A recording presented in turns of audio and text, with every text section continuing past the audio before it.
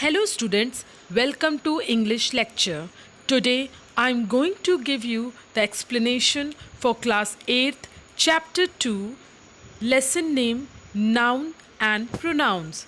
Student, you must have studied about noun and pronoun in your previous class, but in this class means in class 8th the standard is going to be raised.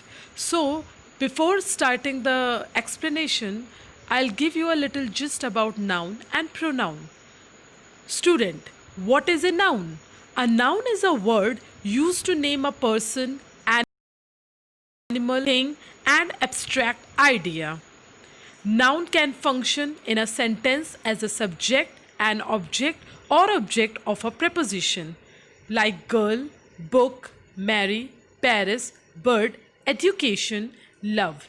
These are all the examples of noun. Let's understand in a better way.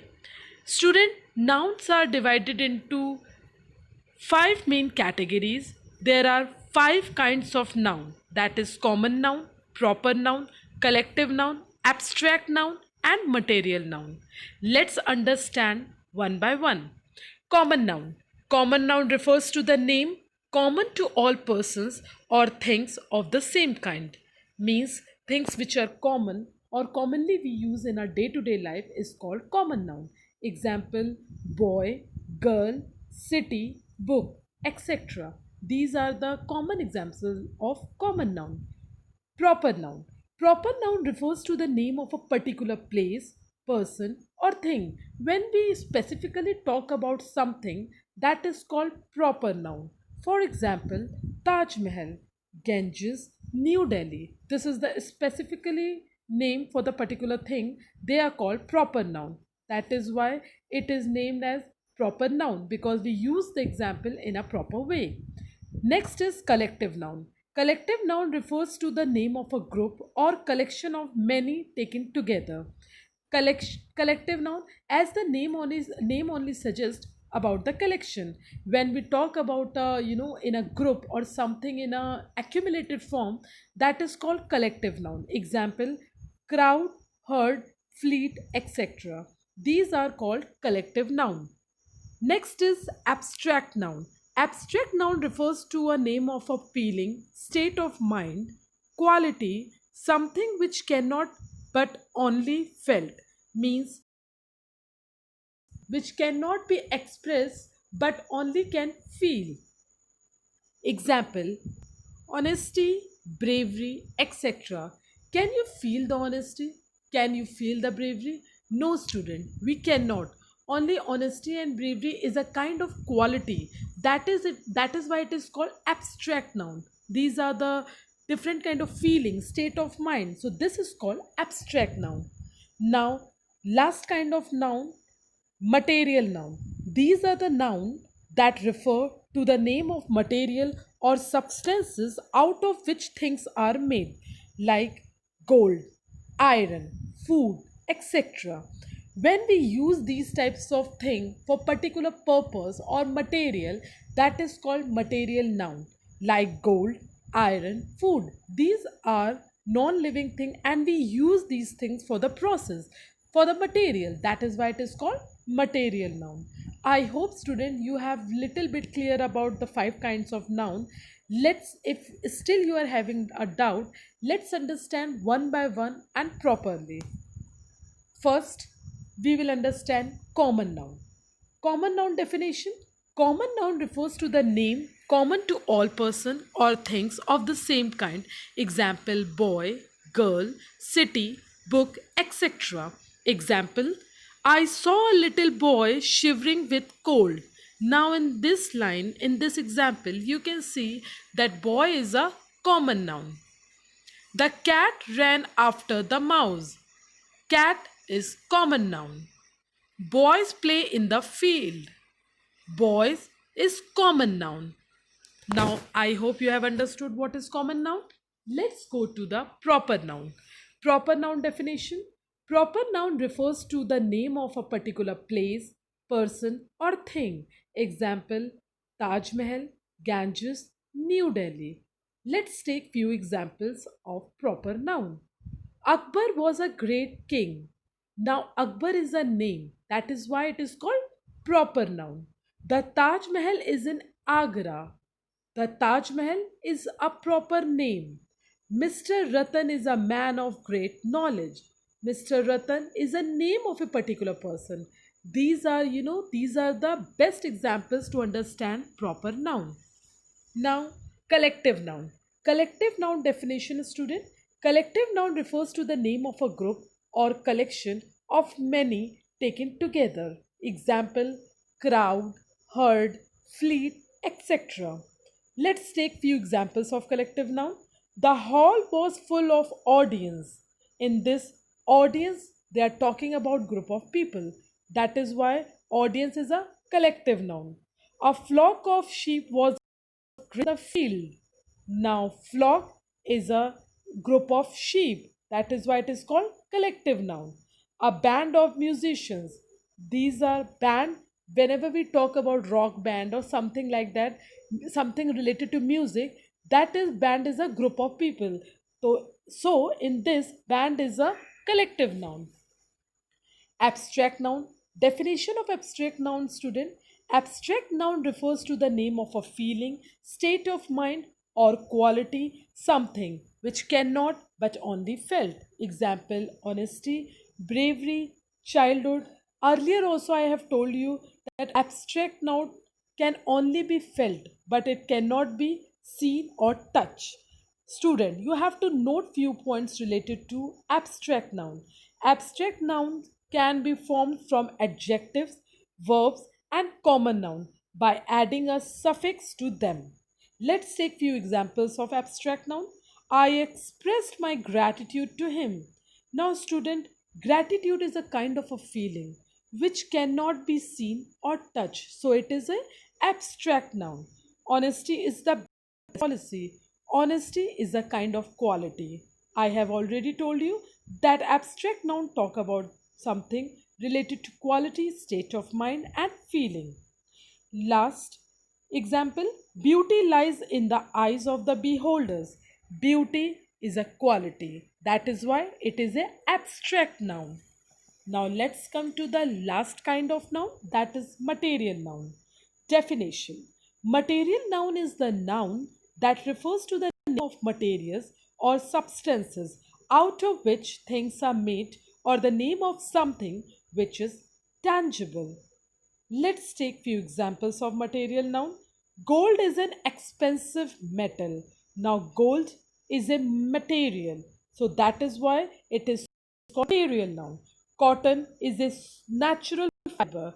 Cotton is a substance. That is why it is called material noun. Water is essential for us. Water is always in our day-to-day using useful of life. So that is why it is called material noun.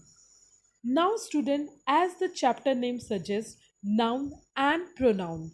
Now, we have come to the part of the chapter that is pronoun. Let's understand pronoun with the help of definition. A pronoun is a word used in a place of a noun in order to avoid unnecessary repetition. Now, student, it is very important to understand that pronoun is used in place of noun just to avoid unnecessary repetition. Let's understand in a better way with the help of examples.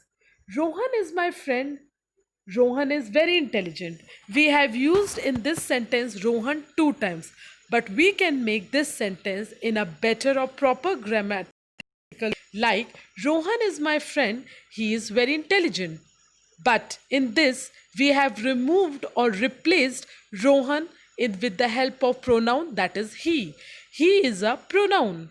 Mayank lives in Mumbai. Mumbai is a big city.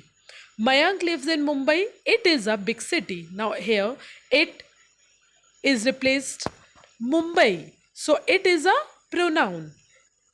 Let's understand with another definition to understand pronoun. Pronoun are the words that are used instead of a noun or noun phrase.